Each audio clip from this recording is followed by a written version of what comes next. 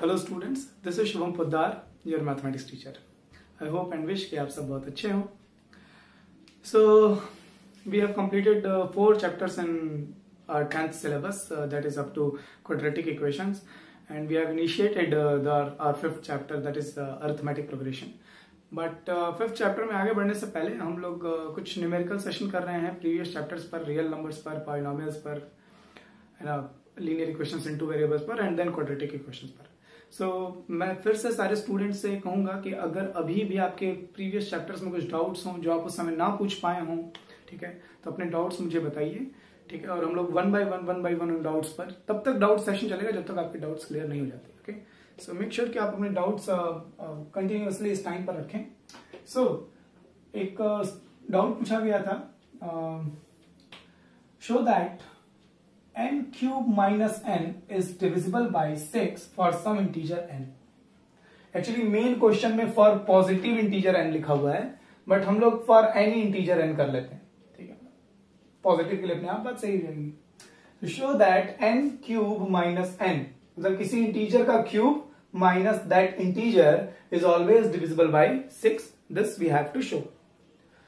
Okay, I hope this question or this type of question belongs to number theory, and we have solved such kind of questions in real numbers by Euclid's division lemma, है ना। ये number theory के questions हैं जो हम लोग जो इस टाइप के क्वेश्चंस को सॉल्व करना हम लोगों को यूक्लिड जी ने सिखा दिए थे। So how we will deal with this question. सबसे पहली बात ये कि जो क्वेश्चन है उसकी मीनिंग आपको समझ में आ रही है नहीं। इस तरह के क्वेश्चन बोर्ड एग्जाम में लॉन्ग क्वेश्चन पूछे जाते हैं, so it is very important कि आपकी इन सारे क्वेश्चंस पर बेहतर अंडरस्टैंडिंग हो। So what this question does mean, I mean ना, क्या मतलब है इसका। Just take any integer, any positive integer ले लेते हैं पहले। 3, what is 3 cube minus 3? 27, 27 minus 3 will be 24. Is this number divisible by 6? Yes. 5 cube minus 5. 125 minus 5 will be 120. Is this number divisible by 6? Yes. Minus 2 ले लेते हैं। minus 2 cube minus 2, ये हो जाएगा -8 minus plus 2, ये क्या आ गया -6। Is this integer divisible by 6? Yes. इसका मतलब बात तो सही कह रहा है, जो क्वेश्चन कह रहा है वो तो सही है कि हाँ, किसी इंटीजर का cube minus that integer will always be divisible by 6। इसका हम 6 की डिविजिबिलिटी है ना, सॉरी, ठीक है। सो ये ठीक है। जरा इस एक्सप्रेशन पर ध्यान दीजिए, n क्यूब माइनस n, ये वाकई बहुत अच्छा क्वेश्चन है। Class 10th Chandra public school class 10th से किसी ने पूछा है।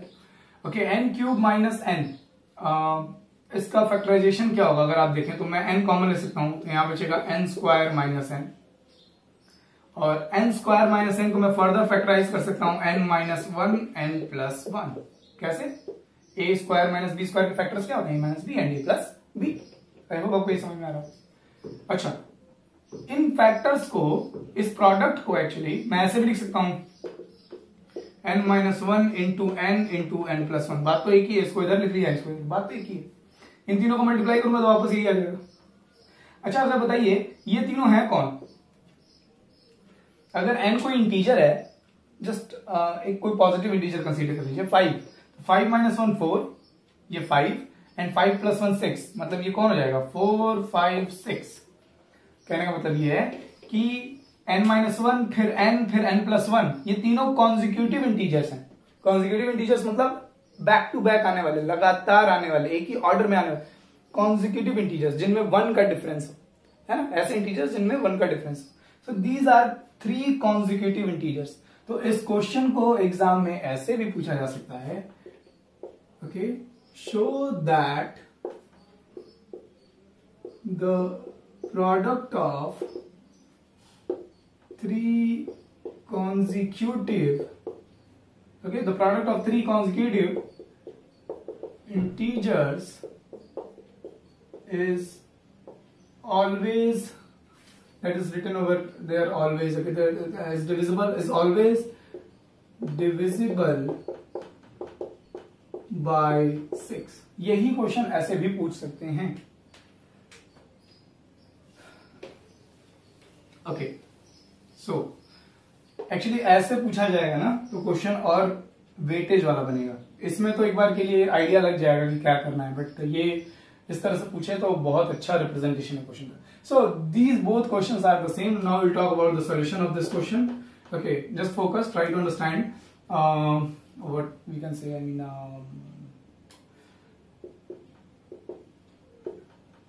let us consider an integer n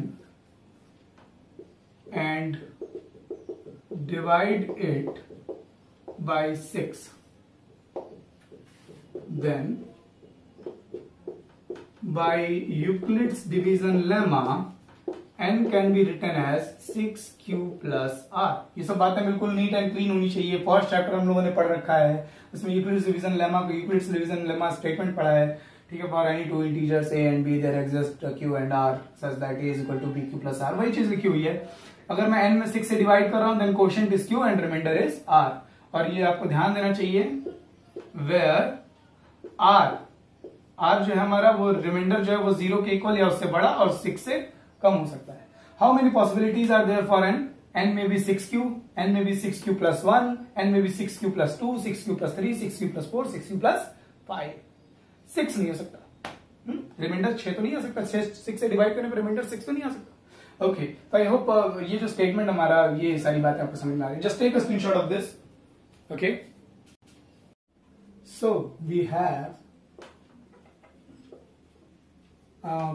I mean 6 possible cases for integer n, है ना। Case number 1, if n is equal to, देखिए n की वैल्यू क्या थी, 6q प्लस r था ना। अब r की वैल्यू 0, 1, 2, 3, 4, 5 तक हो सकती है। तो जब r की वैल्यू 0 है, 1, 2, 3, 4, 5, how many cases are possible for n? 6 cases हो सकता है। 6 केसेस मतलब क्या हुआ, अगर हमने कोई इंटीजर n चूज किया है और उसमें हम 6 से डिवाइड कर रहे हैं तो हो सकता है कोई क्वोशिएंट आए, ठीक है, प्लस मतलब क्वोशिएंट आए और रिमाइंडर 1 0 आ जाए। हो सकता है क्वोशिएंट आए और रिमाइंडर 1 आ जाए, क्वोशिएंट के साथ रिमाइंडर 2 आ जाए, रिमाइंडर 3, 4, 5।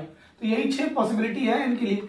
या तो n 6 से पूरा डिविजिबल होगा, या तो n 6 से डिवाइड करने पर 1 रिमाइंडर देगा और it will give us remainder 2 और it will give us remainder 3 और 4 और 5 सो ऑन, है ना। तो समझने वाली बात यह है कि पहला केस जो हम कंसीडर कर रहे हैं उसमें n जो है हमारा वो 6 से डिविजिबल है। 6 से डिविजिबल मींस रिमाइंडर हमारा क्या है, 0 है। Okay, in such a case हम लोग ये देखेंगे n minus 1 into n plus 1, मतलब n क्यूब माइनस n, जो कि n minus 1 into n plus 1 था। अब हम ये देखेंगे कि ये कैसा है।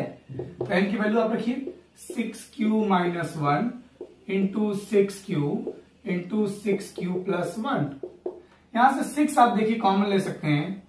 मैंने 6 को बाहर ले लिया है। 6q minus 1 into 6q plus 1 which can be written as 6m, जहां ये m है हमारा, this one is m। That means n cube minus n can be written as 6 times m plus remainder 0। That means this number n cube minus n, that means product of 3 consecutive integers is divisible by 6। Remainder क्या है, 0 है, तो इसमें तो पूरा divisible होगा। Quotient कौन है, m। समझ आ रही बात। तो पहला केस, अगर n खुद 6 से डिविजिबल हुआ तो n क्यूब माइनस n भी 6 से डिविजिबल होगा। ये बात समझ में आ रही है। ये होगा हमारा statement number 1। Take a screenshot of this and I hope आपका ये हो गया हो। Okay, now case number 2, if n is equal to 6q plus 1, तब n क्यूब माइनस n क्या आएगा, यहां 6q प्लस 1 रखना है। सो 6q plus 1 and minus 1 cancel हो जाएगा। यहां पे हम रखेंगे 6q प्लस 1, यहां हम रखेंगे 6q प्लस 2। देखिए यहां से 6 कॉमन आ जा रहा है सीधे सीधे।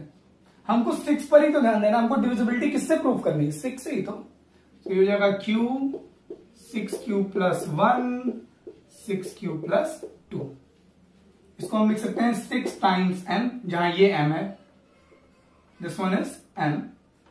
तो फिर वही चीज आ गई, क्या क्या कंक्लूजन हुआ इस स्टेटमेंट का, इस मैथमेटिकल इक्वेशन का कंक्लूजन क्या हुआ?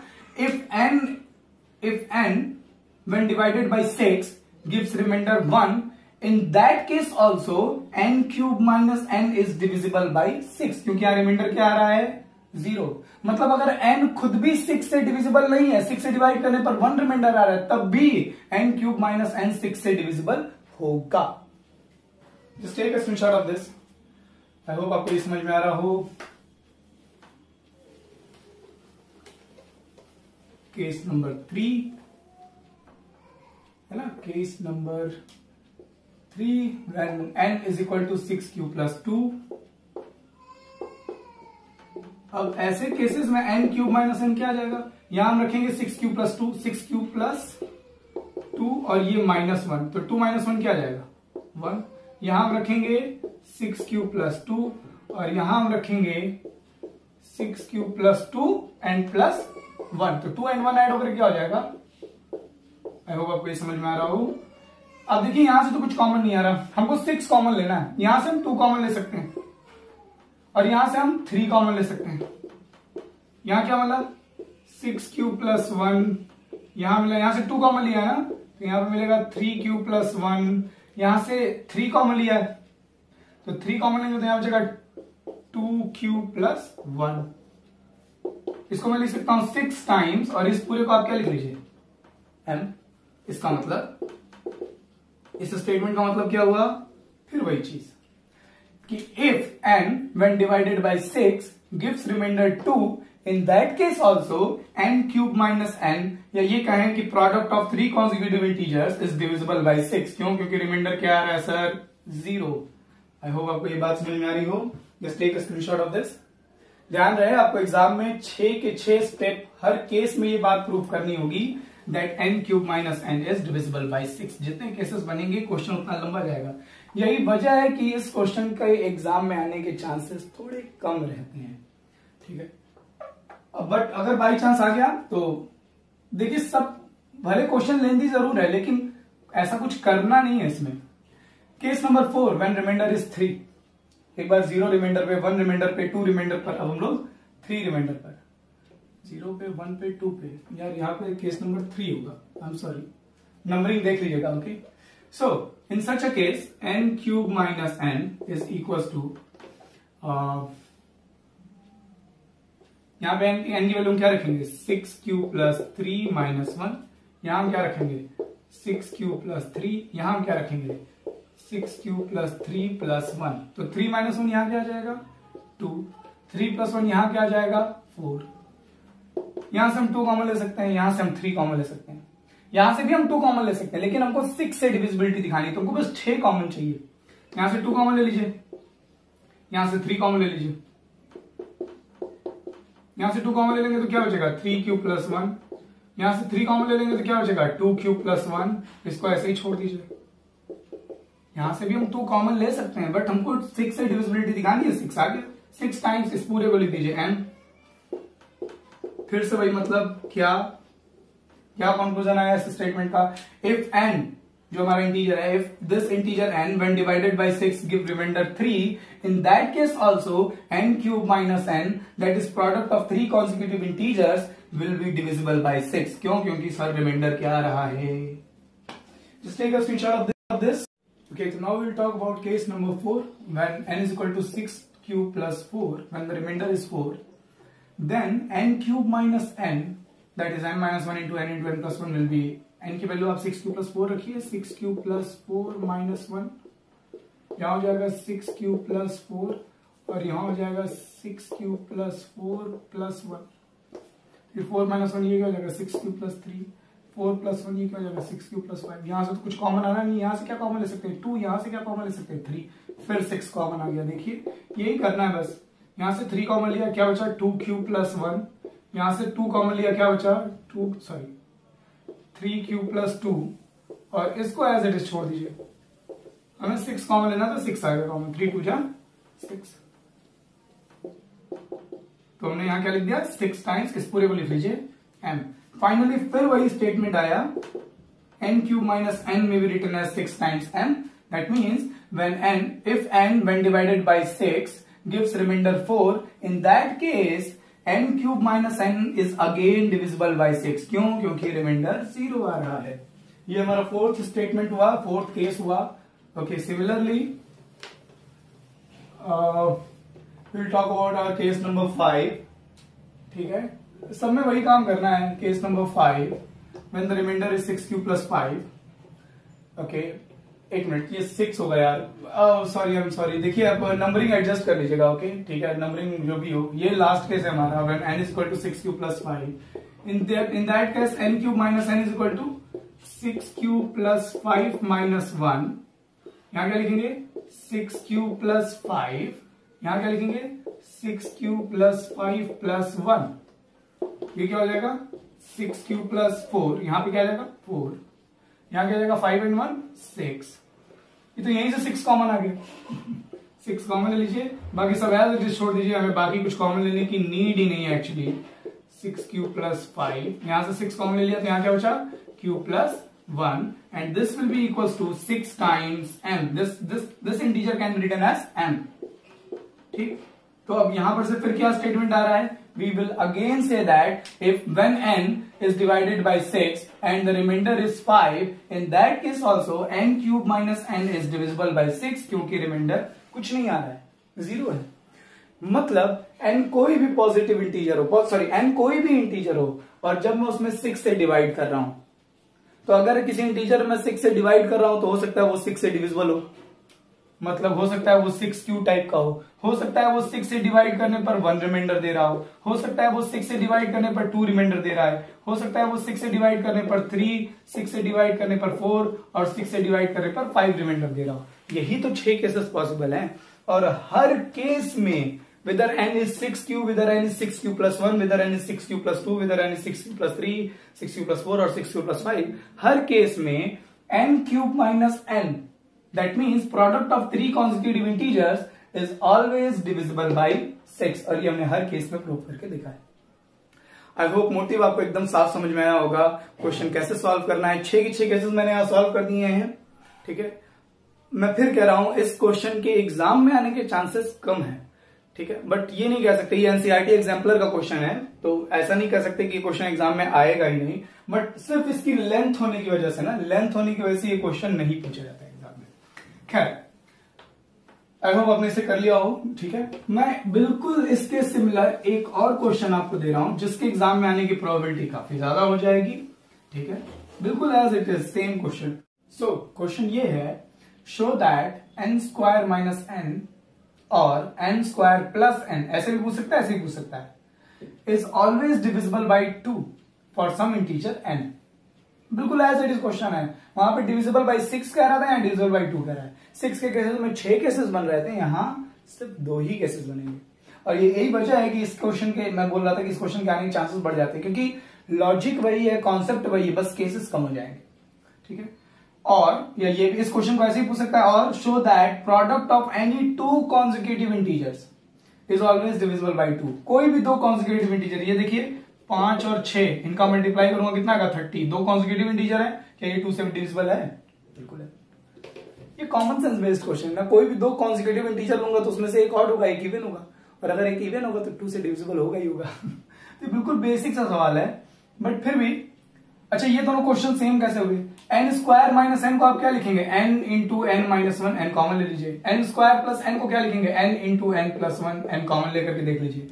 ये दोनों कॉन्जिक्यूटिव है ना, ये एक कम और एक का ज्यादा, ये दोनों कॉन्जिक्यूटिव है, ये एक कम और एक ज्यादा। तो product of 2 consecutive integers is always divisible by 2। Product of any 2 consecutive integers is always divisible by 2। वही बात है, दोनों क्वेश्चन एक ही हैं।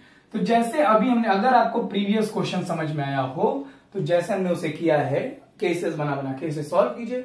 अगर किसी स्टूडेंट को फिर भी इसे सॉल्व करने में दिक्कत हो रही हो तो कमेंट कर दीजिए, मैं किसी ना किसी पार्ट में इसे सॉल्व करके आपको दिखा दूंगा। आई होप आपको आज का क्वेश्चन सॉल्यूशन समझ में आया हो और एक कॉन्सेप्ट डेवलप हुआ हो कि हाँ ये क्वेश्चन क्या रहा है, ना कि बस हमने जस्ट सॉल्व कर लिया हो कि हाँ ऐसे सॉल्व करना है। खूब खुश रहिए, खूब मेहनत कीजिए।